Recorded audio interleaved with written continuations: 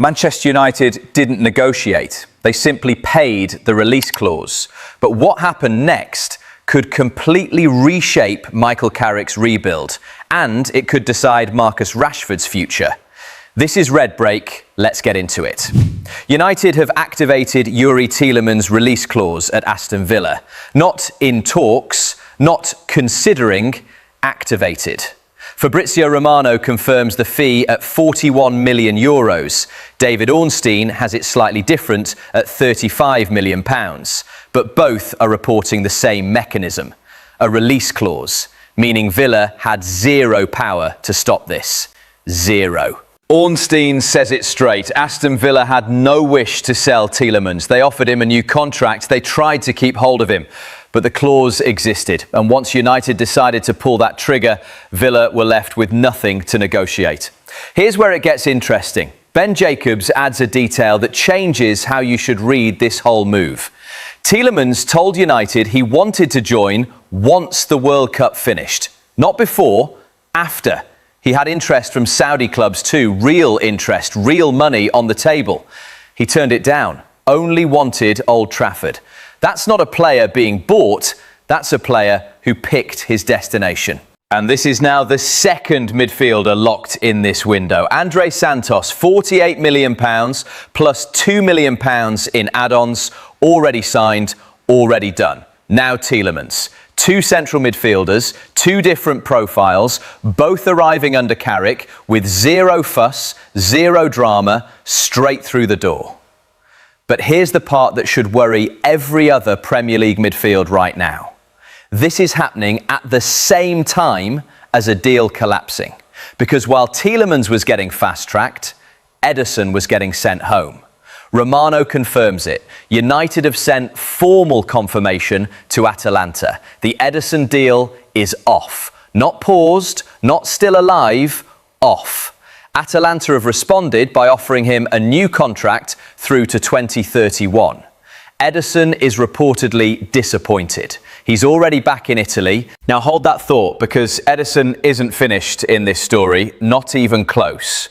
We'll come back to him. But first, there's a name at Old Trafford who just got some genuinely big news, and it has nothing to do with a transfer fee.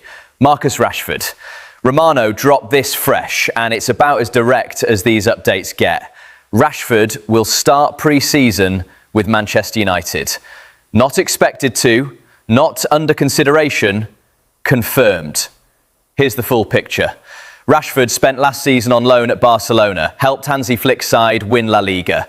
Big season, real impact. But then, Barcelona let the option expire. They had a £26 million buy clause, June 15th deadline. They didn't trigger it. And it gets worse for Rashford's Barca hopes. Barcelona have already signed Anthony Gordon from Newcastle. Same position, left wing. And Karim Adeyemi is reportedly closing in too. Another attacking option who can play that exact role. The door back to Camp Nou isn't just closed, it's being actively blocked from the inside. So where does that leave Rashford? Romano says after England's World Cup run ends, Rashford goes straight into direct conversations with Carrick. He's already confirmed his availability for pre-season. But, and this is the part fans need to actually sit with, that doesn't mean this is a reunion story. United's stance hasn't shifted.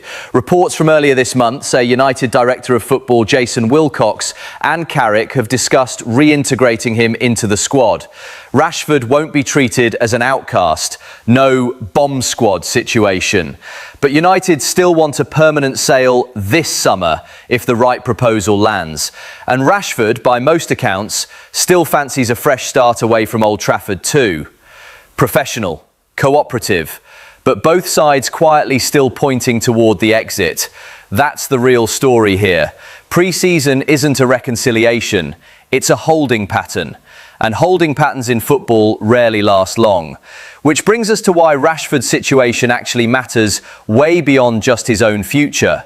Because his exit could fund United's next winger move. Say hello to Crysencio Summerville. The West Ham winger has been on United's radar for a while now. This isn't new interest, this is a long-standing one. And according to Sky Sports, United's plan was simple. Sell Rashford. Use that money to fund a Summerville deal. Clean swap. Out with one winger, in with another. But here's the tension. Reports are now warning that United risk getting this hijacked by Tottenham. Spurs are being positioned as genuine competition for Summerville, and the warning from Sky is blunt. If United don't move quickly, they could lose him entirely. Think about the domino effect here. Rashford needs to go. That takes time. Summerville is being chased by a direct rival. That does not take time. Spurs can move fast if they want to. United are essentially racing their own transfer plan against a Premier League competitor, and the clock is not on their side. Now, let's go back to Ederson, because I told you this story wasn't finished. Officially, the deal collapsed after medical checks. Formal confirmation sent to Atalanta. Ederson back in Italy, reportedly disappointed. Atalanta offering a new long-term deal to 2031. On the surface, story closed, but Ben Jacobs' reporting adds something worth sitting on. He frames this as off for now, not off forever. That's a very specific choice of words from a reporter who doesn't throw phrases around loosely. So here's the real question. Was this a medical failure that ends the interest completely? Or was this a deal that United pumped the brakes on because Tielemans suddenly became available through his clause, meaning they simply didn't need two midfield deals moving at full speed in the same week? Two central midfield signings in one window is a lot. Three would be excessive, even for a rebuild this ambitious. Either way, Atalanta clearly aren't panicking. A contract to 2031 isn't the offer you make to a player you think is walking out the door. That's a statement. That's Atalanta saying, we're not desperate. So let's zoom out, because this window is moving fast. Santos signed. Youri Tielemans, release clause activated, medical being scheduled this week. Ederson, deal off. Disappointed, back in Italy, but with reporting suggesting the door isn't fully shut. Marcus Rashford, confirmed for pre-season, but still very much expected to leave if the right bid lands. Crysencio Summerville, long-term target, now in a race against Tottenham that United can't afford to lose. That's 5 separate storylines, all moving in the same week, all connected to one rebuild. Carrick isn't just adding names, he's restructuring the entire spine of this squad. And he's doing it with a level of decisiveness United fans haven't seen in years. The Tielemans move alone tells you everything. When a release clause exists, you either respect it or you don't. United didn't hesitate. They activated it the moment it made sense. That's not a club drifting through a transfer window. That's a club with a plan, executing it in real time. The bigger picture here? United are trying to get younger, sharper and more mobile through the middle of the pitch, while simultaneously deciding who from the old era actually fits what Carrick wants going forward. Rashford's situation is the clearest example of that. Respected, not rejected, but not guaranteed a future either. That's the reality of a genuine rebuild. Not everyone survives it. Not everyone's supposed to.